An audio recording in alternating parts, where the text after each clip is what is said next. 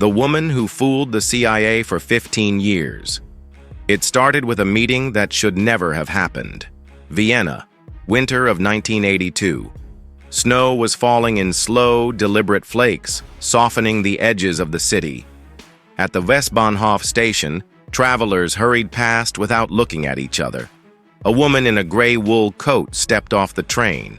Her hair was neat, her bag plain, her pace unremarkable. She could have been anyone until she wasn't. On the far side of the platform, a man with a folded newspaper glanced up. Their eyes met for less than a second. That was all it took. The CIA had just welcomed its newest asset.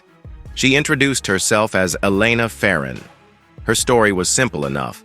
A mid-level employee at the Hungarian Ministry of Foreign Trade. Her story was simple enough. A mid-level employee at the Hungarian Ministry of Foreign Trade with access to sensitive economic data from across the Eastern Bloc. Her offer, intelligence, real numbers, real documents, straight from behind the Iron Curtain. The price? Modest at first. They didn't know yet that they were buying into the longest deception of the Cold War. The CIA in the early 1980s was starving. The Iron Curtain was thick, its information tightly controlled. Economic data from Soviet-aligned countries was gold dust, and every agency in the West was desperate for it. Elena understood the hunger. Her intel was never flashy. A factory delay in East Germany, a new grain shipment in Bulgaria, minor confirmable facts that seemed harmless, until they weren't. Each truth was a breadcrumb, leading deeper into the forest. And the CIA followed step by step, year after year. By the late 1980s, Elena wasn't just a source, she was the source. Her reports were shaping U.S. economic assessments of the Eastern Bloc. The ripple effect touched trade policy, sanctions, even diplomatic strategies, and she was laughing, quietly, invisibly, from the other side of the table. Most spies get caught because they rush. They want results, glory, leverage. Elena played the opposite game. She moved like a glacier, slow, inevitable, impossible to stop once you'd noticed.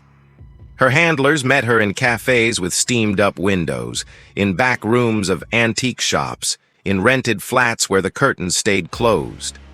She had rules.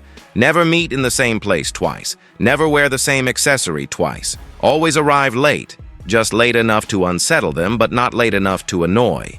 These details didn't make her trustworthy. They made her unforgettable.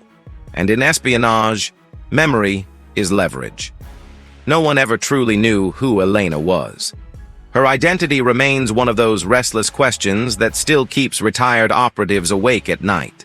Some whisper she was a KGB plant, carefully groomed by Moscow to drip-feed the CIA with just enough truth to earn trust, while quietly tilting Washington's view of the Eastern Bloc.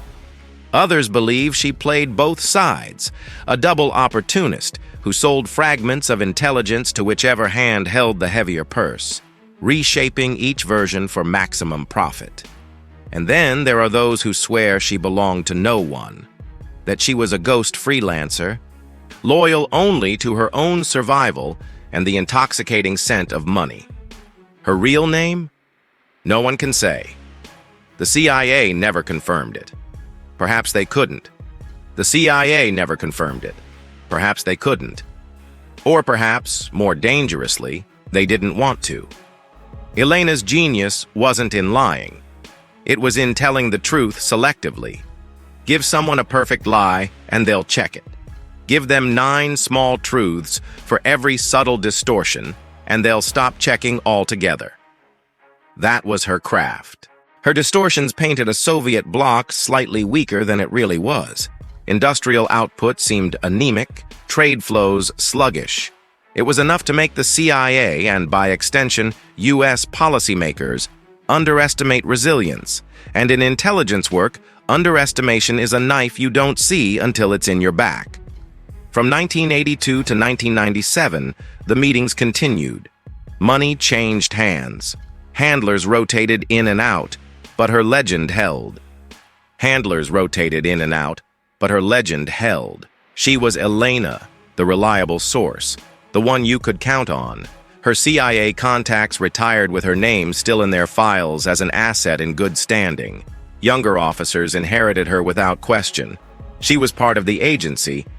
Inherited. She was part of the agency's inherited. Furniture. Something you did not doubt because everyone before you had trusted it. But trust is the easiest currency to counterfeit. By 1996, the Cold War was history, and the CIA was adjusting to a new reality. A fresh wave of analysts took over, trained in skepticism more than loyalty to old assets. One of them, anonymous to this day, was cross-checking trade data when they noticed something off. Elena's 1989 report on Hungarian steel output didn't match newly declassified Eastern Bloc archives. At first, it was brushed off as an anomaly. Then another mismatch appeared. And another.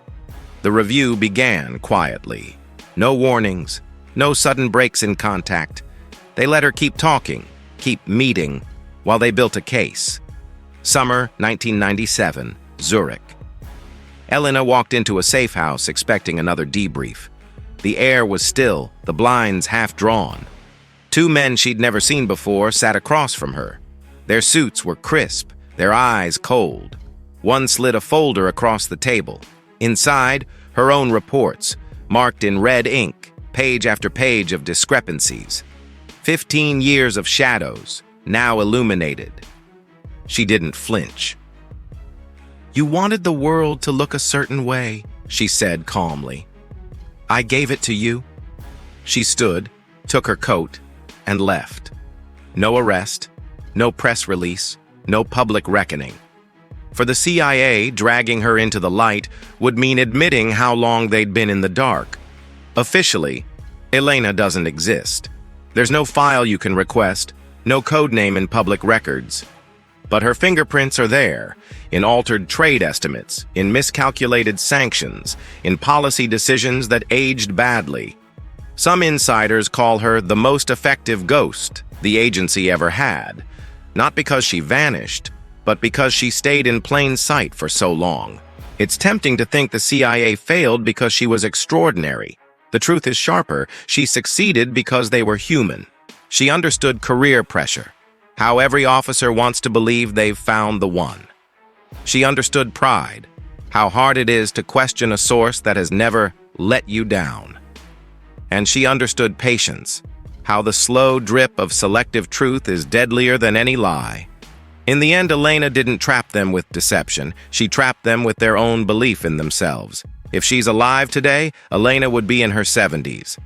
She might be living quietly in Budapest, or perhaps in a seaside villa under another name. She might have retired, or she might still be playing a different game with different marks. People like her rarely stop. In espionage, retirement isn't an age. It's a shift in audience. 15 years, millions of dollars. Policy shaped in Washington by a woman whose real allegiance remains a mystery. The CIA thought they had her in their pocket. But when the game ended, they found the pocket empty, except for the echo of her parting words. "You wanted the world to look a certain way. I gave it to you.